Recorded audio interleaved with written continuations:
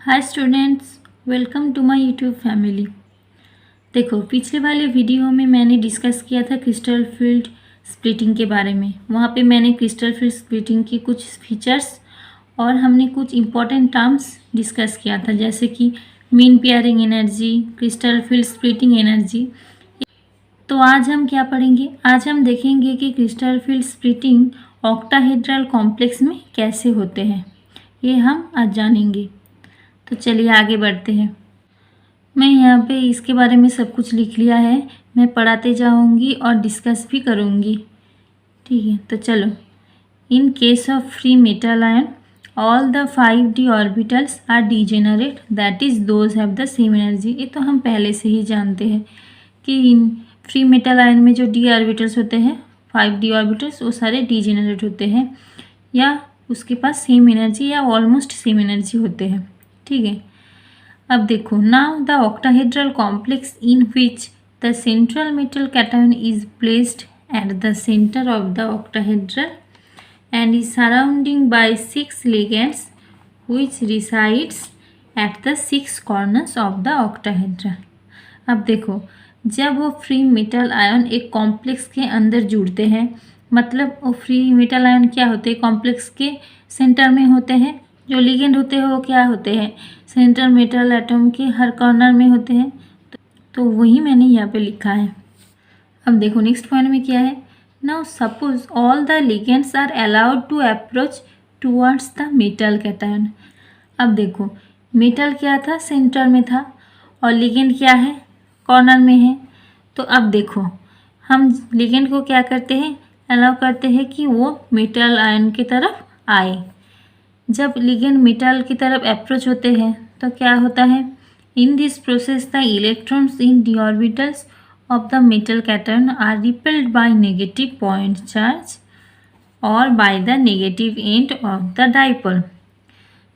जब ligand metal की तरफ प्रोसीड करते हैं या मेटल की तरफ अप्रोच करते हैं तो क्या होता है, मेटल आयन का जो d ऑर्बिटल्स में जो इलेक्ट्रॉन्स होते हैं वो क्या करते हैं, नेगेटिव लिगेंड अगर अप्रोच करते हैं तो उसका नेगेटिव जो पॉइंट होते हैं उससे रिपेल होता है। जब कोई न्यूट्रल लिगेंड अप्रोच करते हैं तो उसके पास क्या होता है, नेगेटिव और पॉजिटिव दोनों होते हैं। तो ये न्यूट्रल लिगेंड्स का जो नेगेटिव एंड है वो क्या करेगा, वो अगर अप्रोच करेगा तो ये नेगेटिव एंड क्या होगा, ये d ऑर्बिटल्स के इलेक्ट्रॉन्स द्वारा रिपेल होगा। ठीक है, तो यहाँ पे यही बोला गया है कि जब लिगेंड्स मेटल की तरफ अप्रोच होते हैं तो मेटल के पास जो d इलेक्ट्रॉन्स होते हैं वो क्या करते हैं, तो वो क्या नेगेटिव लिगेंड से रिपेल हो सकते हैं, या क्या अगर न्यूट्रल लिगेंड हो तो उसका नेगेटिव एंड के साथ रिपेल हो सकते हैं। ठीक है, अब देखो यहाँ पे जो रिपल्सन हुआ था, this repulsion will raise the energy of all the 5d orbitals. अब देखो, जब ये रिपल्सन होगा तो यहाँ पे जो फ्री मेटल आयन का जो d ऑर्बिटल्स है वो क्या करेगा, वो एनर्जी रेज कर देगा, उसका एनर्जी थोड़ा सा ऊपर उठ जाएगा। ठीक है, since the lobes of the two orbitals dx² y² dz² lie directly in the path of approaching ligands, the electrons in these orbitals experience greater force of repulsion। देखो यहाँ पे ध्यान से समझना। देखो, मैंने पिछले वाले वीडियो में सारे d ऑर्बिटल्स के स्ट्रक्चर ड्रॉ करके आपको समझाया था कि कैसे उसका स्ट्रक्चर होगा। अब देखो, जब ये रिपल्सन होगा, देखो इसमें से जो 5 ऑर्बिटल्स है इसमें से कौन कौन सा ऑर्बिटल ज़्यादा एनर्जी गेन करेगा और कौन कौन सा ऑर्बिटल कम एनर्जी गेन करेगा। तो हमें ये कैसे पता चलेगा, ये जो dx² y² और dz², इसका स्ट्रक्चर कैसा था। देखो मैं फिर से ड्रॉ करके आपको दिखा देती हूँ। ये क्या है, ये अगर x y, तो यहाँ पे क्या है, dx² y², यानी कि ऐसे लोब्स होंगी। तो ये देखो, लिगेंड्स अगर यहाँ से अप्रोच करता है तो यहाँ पे देखो, लिगेंड अगर यहाँ से अप्रोच करता है तो देखो यहाँ पे ये रिपल्सन कैसा फेस करेगा, ये डायरेक्टली इसके पाथ में आता है, यानी कि यहाँ पे रिपल्सन ज़्यादा होगा, ये एनर्जी ज़्यादा गेन करेगा तो ये थोड़ा सा ऊपर उठ जाएगा अब डी जेड स्क्वायर का स्ट्रक्चर भी देख लो, डी जेड स्क्वायर कैसा था, इसे अगर हम जेड एक्सिस मानेंगे तो यहाँ पे कैसा था डी जेड स्क्वायर। तो ये भी क्या है, ये देखो एक्सिस के बराबर ये इसका लोब है, यानी कि अगर लिगेंड अप्रोच करेगा तो यहाँ पे भी क्या होगा, डायरेक्ट यहाँ पे रिपल्सन होगा, यानी कि ए भी क्या होगा, ज़्यादा एनर्जी गेन करेगा, यानी कि इसका एनर्जी थोड़ा ऊपर उठ जाएगा। यहाँ पे यही लिखा है मैंने। अब देखो, the electrons in this orbitals experience greater force of repulsion than those 3 orbitals. अब ये जो 3 ऑर्बिटल्स है, D X Y, D Y Z, D X Z, ये जो 3 ऑर्बिटल्स हैं इसका स्ट्रक्चर कैसा है, देखो एक्स वाई। अब देखो ये क्या है, बिटवीन द एक्सिस होते हैं ऐसे। तो यहाँ पर अगर लिगेंड अप्रोच करता है तो यहाँ पे देखो डायरेक्ट इसके साथ रिपल्सन नहीं हो रहा है, तो यहाँ पे क्या होगा, रिपल्सन कम होगा, यानी कि एनर्जी कम गेन करेगा, तो ये नीचे आ जाएगा। ऐसे ही डी एक्स वाई यहाँ पे मैंने लिखा है, तो D Y Z, D X Z same तरीके से होगा उसका भी रिपल्सन। तो क्या है, whose lobes are directed in space between the path of the approaching ligands. तो ये क्या होगा, कम फोर्स ऑफ रिपल्सन फेस करेगा। ठीक है, अब तो इस रिपल्सन की वजह से यहाँ पे दो लेवल्स में डी ऑर्बिटल स्प्लिट हो जाते हैं। देखो, therefore the 5d orbital split into 2 levels. First level क्या है, T2g level which is triply degenerate and is of lower energy.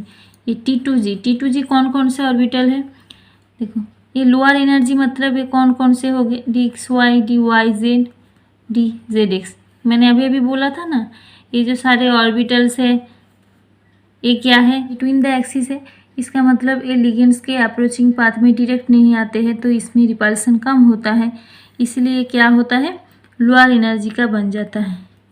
तो इसको क्या कहते हैं, T2g लेवल। ये तीनों को एक साथ क्या कहते हैं, T2g। अब दूसरा लेवल क्या है, EG level which is doubly degenerate and is of higher energy. तो दूसरा क्या है, EG तो और बाकी दो होगा, D X square Y square and क्या, डी जेड स्क्वायर। ये दोनों क्या होगा, EG मतलब डबली डिजेनरेट, मतलब ये जो दोनों ऑर्बिटल है ये दोनों सेम एनर्जी का होगा, और A3 ट्रिपली डिजेनरेट मतलब A3 सेम एनर्जी का होगा। तो ऐसे ही डी ऑर्बिटल स्प्लिट हो जाते हैं। EG क्या है, हायर एनर्जी में होता है, और T2g क्या है, लोअर एनर्जी में होता है। देखो आगे जब हम इसका स्ट्रक्चर ड्रॉ करेंगे तो आपको ये सारी चीज़ अच्छे से समझ में आ जाएगा, तो घबराइए मत। देखो आगे देखो, thus the energy of the 2 EG orbitals will increase by 3/5 del O and that of the 3 T2g will decrease by 2/5 del O। तो देखो यहाँ पे डेल ओ मतलब क्या है, CFSE crystal field stabilisation energy. जिसको नहीं पता डेल ओ क्या है, वो मेरे पिछले वाले वीडियो को देख लेना, उसमें मैंने अच्छे से समझा दिया है कि डेल ओ क्या है और किसको बोलते हैं डेल ओ। तो देखो ये जो ऊपर वाला यानी कि EG लेवल, ये क्या होते हैं, एनर्जी हायर एनर्जी का होते हैं, तो उसमें जो एनर्जी इंक्रीज होते हैं वो कितना होते हैं, 3/5 डेल ओ, मतलब टोटल एनर्जी डेल ओ उसका क्या है, 3/5। अब जो T2g will decrease by 2/5 del O, यानी कि T2g का एनर्जी डिक्रीज करेगा क्या, टोटल अगर डेल ओ होगा तो 2/5 डेल ओ डिक्रीज करेगा एनर्जी। ठीक है, अब देखो, the separation of 5d orbitals of the metal ion into 2 sets having different energy is called crystal field splitting. तो यहाँ पे क्रिस्टल फील्ड स्प्लिटिंग क्या है, इसको मैंने यहाँ पे बोला है। ये जो 5d ऑर्बिटल्स का सेपरेशन है मेटल आयन का 2 सेट्स में, 2 सेट्स कौन कौन सी, T2g एंड EG। उसके पास क्या है, हैविंग डिफरेंट एनर्जी, दोनों के पास एनर्जी क्या है, डिफरेंट है। इसी को क्या कहते हैं, ये जो स्प्लिटिंग या सेपरेशन को क्या कहते हैं, क्रिस्टल फील्ड स्प्लिटिंग। ठीक है, अब देखो, the energy gap between T2G and EG set is denoted by del O. ये जो एनर्जी गैप होते हैं T2G एंड EG के बीच में, इस एनर्जी गैप को हम कैसे डिनोट करते हैं? Del O. क्या कहते हैं? क्रिस्टल फील्ड स्प्लिटिंग एनर्जी, और क्या कह सकते हैं? Crystal field stabilisation energy. तो इसका वैल्यू क्या है? 10 dQ। ठीक है, इसका वैल्यू है 10 dQ। अब यहाँ पे एक लाइन दिया हुआ है, the weighted mean of two sets T2G and EG of orbitals is taken as 0 is called barycentre. अब देखो, यहाँ पे मैंने अब स्ट्रक्चर दिखा देती हूँ तो आपको अच्छे से समझ में आ जाएगा। तो ये देखो, ऑक्टाहेड्रल कॉम्प्लेक्स में क्रिस्टल फील्ड स्प्लिटिंग का यहाँ पे स्ट्रक्चर देखो। ये क्या है? यहाँ पे एनर्जी इंक्रीजिंग, तो यहाँ पे एनर्जी इंक्रीज हो रहा है। तो ये क्या है? देखो, यहाँ पे 5 डिजेनरेट डी ऑर्बिटल्स हैं। जो किसका है? फ्री मेटल आयन का 5 डी ऑर्बिटल्स है। ठीक है, अब देखो, यहाँ पे जब लिगेंड अप्रोच होते हैं तो यहाँ पे क्या होते हैं? एनर्जी थोड़ी सी लिफ्टेड हो जाते हैं, तो थोड़ी सी एनर्जी यहाँ पे बढ़ गया है। तो यहाँ पर भी क्या है? ये जो 5 डी ऑर्बिटल्स डीजेनरेट है। अब देखो, यहाँ पे स्प्लिटिंग हो रही है। तो यहाँ पे देखो, ऊपर क्या है? EG मतलब 2 ऑर्बिटल्स डब्ल्यू डीजेनरेट। कौन कौन सी? dx² y² and dz²। और नीचे का क्या आ गया? T2G dxy dyz zx। तो ये 3 क्या है? ट्रिपली डीजेनरेट। ये तीनों सेम एनर्जी का है और ये दोनों एक दूसरे का सेम एनर्जी का है। तो यहाँ पे एनर्जी गैप देखो, टोटल एनर्जी गैप क्या है? डेल ओ, जिसका वैल्यू क्या है? 10 dQ। मैंने अभी बोला था 10 dQ। और यहाँ पे देखो, ये क्या है? बैरी सेंटर। ये बैरी सेंटर के ऊपर देखो, इस वाले जो गैप है यहाँ का डेल ओ वैल्यू क्या है? 3/5 डेल ओ, और यहाँ का क्या है? 2/5 डेल ओ। जो मैंने अभी बोला था वही मैंने स्ट्रक्चर में लिखा है, तो वही मैं एक बार स्ट्रक्चर दिखा के आपको समझा देती हूँ। तो ये है बैरी सेंटर। तो यहाँ पे मैंने फिर से यहाँ पे आ गया हूँ। यहाँ पे देखो, एक और लाइन लिखी है मैंने, the EG orbitals are 6 dQ above the average level and the T2G orbitals are 4 dQ below the average level। तो यहाँ पे देखो, एवरेज लेवल मतलब क्या है? जो बैरी सेंटर है उसके ऊपर क्या है? EG orbitals. तो EG ऑर्बिटल्स का डेल ओ का वैल्यू क्या है? 6 dQ। ये 6 dQ क्या है? पर इलेक्ट्रॉन का वैल्यू। और यहाँ पे नीचे क्या है? 4 dQ डेल ओ का वैल्यू। ये भी पर इलेक्ट्रॉन का ही वैल्यू है। जब आगे हम CFSE कैलकुलेट करेंगे तो हमें ये वैल्यू लेकर कैलकुलेशन करना होगा, वो हम आगे देखेंगे। तो अभी सिर्फ हम देखेंगे कि क्रिस्टल फील्ड स्प्लिटिंग कैसे होता है। आई होप आपको यहाँ तक समझ में आए होंगे कैसे स्प्लिटिंग हो रहा है, क्या है T2G, क्या है EG, बैरी सेंटर क्या है।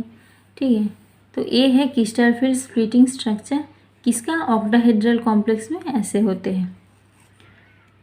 अब चलो आगे बढ़ते हैं। आगे क्या है? नेक्स्ट देखो, यहाँ पे हमने सिर्फ स्प्लिटिंग देखा है। अब हम आगे देखेंगे कि इलेक्ट्रॉन्स कैसे अरेंज होते हैं उस स्ट्रक्चर में। देखो, distribution of electrons of d orbitals in T2G and EG orbitals in octahedral complexes. यानी कि ऑक्टाहेड्रल कॉम्प्लेक्स में जो EG एंड T2G ऑर्बिटल्स हैं वहाँ पे इलेक्ट्रॉन्स कैसे डिस्ट्रीब्यूट होंगे वो हम यहाँ पे देखेंगे। देखो, the distribution of d electrons in T2G and EG orbitals takes place on the basis of the negativity of the ligands, that is whether the ligands are weak or strong। देखो, यहाँ पे इलेक्ट्रॉन का distribution 2 factor के ऊपर base करके हो रहा है। एक हो सकता है लिगेंड्स अगर वीक होगा तो उसमें एक डिस्ट्रीब्यूशन होगा एक तरीके से, अगर लिगेंड स्ट्रॉन्ग होगा तो उसमें इलेक्ट्रॉन दूसरे तरीके से डिस्ट्रीब्यूशन होगा। तो यहाँ पे देखो, 2 केसेस में अराइज, दोनों तरह का केस यहाँ पे आ जाते हैं। पहला केस हम क्या देखेंगे? When the ligands are weak, जब लिगेंड्स क्या होगा? वीक होगा। तो देखो, जब लिगेंड्स वीक होगा मतलब क्या है? उसका फील्ड क्या है? वीक फील्ड है। अब हम देख लेते हैं लिगेंड्स अगर वीक होगा तो उसमें इलेक्ट्रॉन कैसे डिस्ट्रीब्यूशन होगा। या कैसे डिस्ट्रीब्यूट होगा। In the case of D1, D2, D3 metal ions the electronic configuration of the metal ions are T2G1 Eg0, T2G2 Eg0 and T2G3 Eg0 respectively. तो मैंने यहाँ पे क्या लिखा है, जब D1, D2 या D3 मेटल आयंस होगा तो उसका जो इलेक्ट्रॉनिक कॉन्फ़िगरेशन होगा वो क्या होगा, D1 के लिए T2G1 Eg0, D2 के लिए T2G2 Eg0 एंड D3 के लिए T2G3 Eg0 ऐसे होगा। अब हम देख लेते हैं कि कैसे यहाँ पे डिस्ट्रीब्यूशन हो रहा है। अब देखो मैंने यहाँ पे फिर से वही क्रिस्टल फील्ड स्प्लिटिंग का स्ट्रक्चर ड्रॉ कर लिया है। तो ये क्या है, एनर्जी इंक्रीजिंग, यहाँ पे एनर्जी इंक्रीज हो रहा है। तो ये फ्री मेटल आयन, तो यहाँ पे मेटल आयन का जो d ऑर्बिटल से लिफ्टेड हुआ है। अब यहाँ पे दो लेवल है T2G एंड Eg। अब देखो जहाँ पे D1 आयन है, मेटल आयन क्या है D1, यानी कि यहाँ पे क्या है एक इलेक्ट्रॉन। तो एक इलेक्ट्रॉन कहाँ इंटर करेगा, एक इलेक्ट्रॉन पहले यहाँ इंटर करेगा, ठीक है, एनर्जी में फर्स्ट इंटर करेगा, इसीलिए उसका इलेक्ट्रॉनिक कॉन्फ़िगरेशन क्या होगा T2G1 और Eg0, क्योंकि Eg पे कोई इलेक्ट्रॉन नहीं है और T2G पे एक ही इलेक्ट्रॉन है। अब D2 के लिए क्या होगा, D2 के लिए क्या, दो इलेक्ट्रॉन है, यानी कि एक ये होगा और एक कहाँ होगा, यहाँ पे आ जाएगा, यानी कि T2G2 और Eg पे सेम Eg0। अब D3 के लिए भी 3 इलेक्ट्रॉन है, यानी कि यहाँ पे 3 इलेक्ट्रॉन होगा। तो ये क्या है T2G3 Eg0। तो मैंने अभी जो बोला था वही मैंने यहाँ पे दिखाया है। अब देखो ये जो D1, D2, D3 ये वीक फील्ड और स्ट्रॉन्ग फील्ड दोनों के लिए सेम ही होगा इसका अरेंजमेंट। अब देखो आएगा जब D4 आयन होगा। देखो D4 आयन के लिए दो पॉसिबिलिटी अराइज होगा, या तो जो फोर्थ इलेक्ट्रॉन है वो यहाँ पे इसके साथ आके पेयर हो जाएगा, या का क्या होगा, या इजी लेवल पे यहाँ पे आ जाएगा। तो देखो in case of D4 ions two possibilities may arise, either the electrons may enter the higher energy E G level, या वो इजी लेवल यानी कि यहाँ पे इंटर कर सकता है फोर्थ वाला इलेक्ट्रॉन, या क्या कर सकता है, और it may pair with another electron in one of the T2G orbitals. तो ये जो T2G लेवल है यहाँ पे एक ऑर्बिटल में इलेक्ट्रॉन इंटर करके दूसरे के साथ पेयर हो सकता है। तो यहाँ पे दो पॉसिबिलिटी अराइज होगी। अब हमें देखना होगा जब वीक लिगेंड्स है तो वहाँ पे कौन सी पॉसिबिलिटी हमें मिलेगा, तो वहाँ पे कौन सी पॉसिबिलिटी काम करेगा। देखो this depends on the relative magnitudes of del O and P। ये जो इलेक्ट्रॉन्स एंटर करेगा ये दोनों के ऊपर डिपेंड्स करते हैं, दो वैल्यू। एक वैल्यू क्या है डेल O यानी कि क्रिस्टल फील्ड स्टेबलाइजेशन एनर्जी, और दूसरा वैल्यू क्या है P यानी कि मीन पेयरिंग एनर्जी। अब देखो मीन पेयरिंग एनर्जी तो आप सबको पता है कि इलेक्ट्रॉन को जब पेयर होते हैं तो उसमें जो एनर्जी रिक्वायर होते हैं वही होते हैं मीन पेयरिंग एनर्जी। और डेल O क्या है, डेल O ये जो स्प्लिटिंग हो रहा था स्प्लिटिंग एनर्जी, यानी कि पूरा क्या है डेल O, ये क्या है डेल O, तो ये डेल O है। और ये क्या है, अगर इलेक्ट्रॉन हम पेयर करना चाहे तो उसमें जो एनर्जी रिक्वायर होते हैं वो क्या है मीन पेयरिंग एनर्जी। अब देखो तो अब हम देख लेते हैं कि डेल O एंड P के ऊपर ये जो मैग्नीट्यूड कैसे डिपेंड करते हैं। देखो for weak field ligands del O less than P, यानी कि P का वैल्यू डेल O से ज़्यादा है। इसका मतलब क्या है, इलेक्ट्रॉन को पेयर होने में ज़्यादा एनर्जी लगेगा। किससे ज़्यादा एनर्जी लगेगा, एक क्रिस्टल फील्ड स्प्लिटिंग एनर्जी से ज़्यादा क्या होगा, ये पेयरिंग एनर्जी। इसका मतलब इलेक्ट्रॉन क्या प्रेफर करेगा, इलेक्ट्रॉन पेयर होने में प्रेफर नहीं करेगा। तो देखो for weak field ligands del O less than P in which crystal field splitting is very small, so the fourth electron will enter one of the Eg orbitals rather than the pairing with one in a T2G orbital. ठीक है, मैंने अभी बोला है कि pairing energy किससे ज़्यादा है, डेल O से ज़्यादा है, यानी कि क्रिस्टल फील्ड स्प्लिटिंग एनर्जी से ज़्यादा है। तो क्रिस्टल फील्ड स्प्लिटिंग मतलब ये जो गैप, ये गैप क्या है क्रिस्टल फील्ड स्प्लिटिंग, तो यहाँ पे अगर हम इलेक्ट्रॉन जो फोर्थ इलेक्ट्रॉन यहाँ पे लगाएंगे तो क्या होगा, इसका जो पेयर होने में जितना एनर्जी लगेगा उससे कम लगेगा यहाँ से यहाँ आने में। इसका मतलब क्या होगा, इलेक्ट्रॉन जिसमें कम एनर्जी लगेगा वही तो करेगा, इसीलिए इलेक्ट्रॉन्स क्या करेगा, यहाँ पे पेयर नहीं होगा, वो कहाँ आ जाएगा, वो यहाँ पे आ जाएगा, यहाँ पे आ जाएगा। यानी कि यहाँ पे देखो D4 आयंस का इलेक्ट्रॉनिक कॉन्फ़िगरेशन क्या हो जाएगा, T2G3 Eg1। समझ में आया? ठीक है। अब देखो तो D4 का इलेक्ट्रॉनिक कॉन्फ़िगरेशन क्या होगा, T2G3 Eg1। ठीक है। अब देखो D5 आयंस के लिए क्या होगा, for D5 ions electronic configuration क्या होगा, T2G3 Eg2। तो ये कैसे हुआ, अगर हम मान ले कि ये क्या है, T2G, क्या है T2G, और यहाँ क्या है Eg, तो D5 यानी कि 5 इलेक्ट्रॉन्स। तो पहले हम 3 इलेक्ट्रॉन्स लिख देते हैं। देखो ये क्या है, 3 इलेक्ट्रॉन्स। अब चौथा इलेक्ट्रॉन्स कहाँ है, ये वाला, और फिफ्थ वाला इलेक्ट्रॉन्स कहाँ होंगे, यहाँ, क्योंकि ये क्या है, वीक फील्ड लिगेंड्स में है, इसका पेयरिंग एनर्जी से ये जो स्प्लिटिंग एनर्जी ये क्या है, कम है। तो जिसमें कम एनर्जी लगेगा वही इलेक्ट्रॉन प्रेफर करेगा, इसीलिए वो पेयर नहीं होना चाहेगा, इसीलिए क्या कहाँ आ जाएगा, Eg ऑर्बिटल में। तो यहाँ पे इलेक्ट्रॉनिक कॉन्फ़िगरेशन क्या होगा, देखो T2G3 Eg2। ऐसे ही हम हर एक आयंस का देख लेते हैं कि इलेक्ट्रॉनिक कॉन्फ़िगरेशन क्या हो रहा है। अब देखो D6 आयंस के लिए क्या होगा, T2G4 Eg2।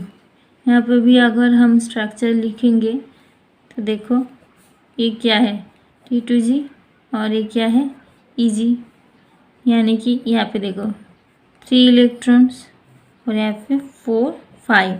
तो 5 इलेक्ट्रॉन्स को हमें पता है कि ऐसे कॉन्फ़िगरेशन होगा। अब देखो 6th वाला इलेक्ट्रॉन्स कहाँ इंटर करेगा, तो यहाँ पर तो हाफ फील्ड हो गया है, अब वो कहाँ आ जाएगा, यहाँ पे आ जाएगा। ठीक है। तो इलेक्ट्रॉनिक कॉन्फ़िगरेशन क्या होगा, T2G4 Eg2। T7 आयंस के लिए भी देखो क्या हो रहा है, 1 2 3 4 5 6 7, यानी कि क्या होगा, T2G5 Eg2, T2G5 Eg2। तो सेम तरीके से यहाँ पर भी देख लेते हैं। 48 आयंस क्या है, 1 2 3 1 2 3 4 5 6 7 8। देखो यहाँ पर एक बार अगर Eg ऑर्बिटल में हाफ फील्ड हो गया है तो वहाँ पे वो पेयर नहीं होगा, वो कहाँ आ जाएगा, T2G पे पेयर होगा। ठीक है। तो पहले T2G हाफ फील्ड से फुल फील्ड होगा, फिर वो Eg पे जाएगा।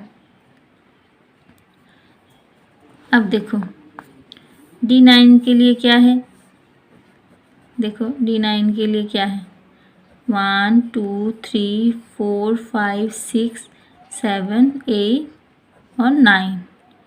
तो क्या हो जाएगा, T2G6 Eg3। देखो यहाँ पे ये फुल फिल हो गया है, तो जो 9th वाला इलेक्ट्रॉन वो कहाँ है, यहाँ पर और जगह नहीं है, तो कहाँ आ जाएगा, Eg पर आ जाएगा। तो ये क्या है, T2G6 Eg3। अब D10 साइंस के लिए देखो T2G6 Eg4। सेम तरीके से देखो 1 2 3 4 5 6 7 8 9 10। तो हो गया है। ऐसे ही इलेक्ट्रॉनिक कॉन्फ़िगरेशन होगा D10 आयंस के लिए। यहाँ पर देखो T2G6 क्या है, Eg4। तो ये है D10 आयंस का इलेक्ट्रॉनिक कॉन्फ़िगरेशन। तो अब तक जो हमको इलेक्ट्रॉनिक कॉन्फ़िगरेशन देखा है वो किसकी कौन सी फील्ड में है, वीक फील्ड लिगेंड्स में हमने देखा है। अब हम देख लेते हैं जब लिगेंड्स क्या है, स्ट्रॉन्ग होगा, यानी कि स्ट्रॉन्ग फील्ड लिगेंड्स में क्रिस्टल फील्ड स्प्लिटिंग कैसे हो रहा है, वहाँ पे इलेक्ट्रॉनिक कॉन्फ़िगरेशन कैसे होगा वो अब हम देख लेते हैं। देखो when the ligands are strong, In case of strong field ligand, the crystal field splitting is very high with respect to mean pairing energy, that is del O greater than P. ये क्या है? Opposite of weak field ligands. Weak field ligands में क्या था? Del O less than P. वहाँ पे P ज़्यादा था, डेल ओ कम था. यहाँ पे क्या है? डेल ओ का वैल्यू ज़्यादा है, पी का वैल्यू कम है. यानी कि इलेक्ट्रॉन्स जो पेयर होने के लिए जितनी एनर्जी चाहिए वो कम है. किससे कम है? ना ये जो स्प्लिटिंग एनर्जी से कम है. तो देखो, therefore it is more favourable for electron to pair in the T2G level than to enter the strongly unfavourable EG level. तो यहाँ पर भी देखो, वहाँ पर भी क्या था? क्योंकि P वहाँ पे ज़्यादा था, इसीलिए इलेक्ट्रॉन क्या प्रेफर कर रहा था? EG लेवल पर इलेक्ट्रॉन जा रहा था. यहाँ पर ठीक ऑपोजिट होगा. क्या होगा? यहाँ पर पेयरिंग एनर्जी कम है, यानी कि इलेक्ट्रॉन पेयर होना चाहेगा, ना कि वो EG लेवल पर जाएगा. ठीक है. इन द स्ट्रॉन्ग फील्ड और लो spin complexes the EG levels remain unoccupied through D6 ions. मतलब D6 आयंस तक क्या होगा? इलेक्ट्रॉन EG लेवल पर नहीं जाएगा. तो ये हम जब इलेक्ट्रॉनिक कॉन्फ़िगरेशन दिखाएंगे तो आपको समझ में आ जाएगा. तो देखो, तब देखो, इन the case of D1, D2, D3, D8, D9, D10, क्या क्या? D1, D2, D3, D8, D9, D10. ये जो 6 आयंस है, ये क्या है? The electronic configuration are the same for both strong field and weak field ligands. तो इन सारे आयंस का जो इलेक्ट्रॉनिक कॉन्फ़िगरेशन है वो क्या है? वीक फील्ड लिगेंड्स और स्ट्रॉन्ग फील्ड लिगेंड्स दोनों के लिए सेम है. अगर आप स्ट्रक्चर ड्रॉ करेंगे खुद से तो आपको समझ में आ जाएगा. आप ये घर में प्रैक्टिस करना कि कैसे D1, D2, D3, D8, D9, D10 का इलेक्ट्रॉनिक कॉन्फ़िगरेशन करते हैं क्रिस्टल फील्ड थ्योरी के द्वारा. ठीक है, आप ये घर पे करना. तो देखो, अब मैं दिखा देती हूँ कि D4 आयंस के लिए जब स्ट्रॉन्ग फील्ड लिगेंड्स होंगे तो वहाँ पे इलेक्ट्रॉनिक कॉन्फ़िगरेशन कैसे होगा. देखो, D4 आयंस, तो ये क्या है? T2G. ये क्या है? EG. तो यहाँ पे देखो D4 1 2 3 और फोर्थ वाला इलेक्ट्रॉन क्या है? यहाँ पे क्या पेयरिंग एनर्जी कम है, तो यहाँ पे पेयर हो जाएगा, ना कि ये यहाँ से यहाँ आएगा. ठीक है. तो ये हो गया इसका इलेक्ट्रॉनिक कॉन्फ़िगरेशन. तो इसका इलेक्ट्रॉनिक कॉन्फ़िगरेशन क्या होगा? T2G4 EG0. ठीक है. अब देखो D5 आयंस. D5 आयंस के लिए देखो ऐसे होगा 1 2 3 4 5, यानी कि इसका इलेक्ट्रॉनिक कॉन्फ़िगरेशन क्या होगा? T2G5 EG0. तो हमने अभी पढ़ा था कि D6 आयंस तक वहाँ पे EG पे कोई भी इलेक्ट्रॉन नहीं आएगा. देखो, यहाँ पर भी EG पे कोई इलेक्ट्रॉन नहीं है. अब D6 का देख लेते हैं. D6 का क्या? 1 2 3 4 5 6. तो यहाँ पर भी इलेक्ट्रॉनिक कॉन्फ़िगरेशन क्या है? T2G6 EG0. अब D7 के लिए देख लेते हैं. D7 का क्या होगा? 1 2 3 4 5 6. और देखिए यहाँ पे फुल फिल्ड हो गया, तो ये कहाँ आ जाएगा? ऑटोमेटिकली यहाँ आ जाएगा. तो यहाँ का इलेक्ट्रॉनिक कॉन्फ़िगरेशन क्या होगा? देखो, T2G6 EG1. तो ये हो गया D7 आयंस का इलेक्ट्रॉनिक कॉन्फ़िगरेशन. ऐसे ही आप निकालना D8, D9, D10 का, वो देखना सेम तरीके से होगा जैसे वीक फील्ड लिगेंड्स में हुआ था. तो यहाँ तक हमने जो जो पढ़ा है वो आप घर में अच्छे से प्रैक्टिस करना. आपको ये बहुत ही आसान लगेगा. ये कोई भी टफ चीज़ नहीं है या टफ टॉपिक नहीं है, बहुत ही आसान सा टॉपिक है. अगर आप 2-3 बार घर में प्रैक्टिस करेंगे तो आप इसके ऊपर जो भी क्वेश्चन देंगे वो आप सॉल्व कर पाएंगे. तो आज के लिए बस इतना ही. मिलते हैं अगले वीडियो पे. वहाँ पे हम दिखाएंगे कि crystal field splitting tetrahedral complex में कैसे होता है. तो thank you for watching this video.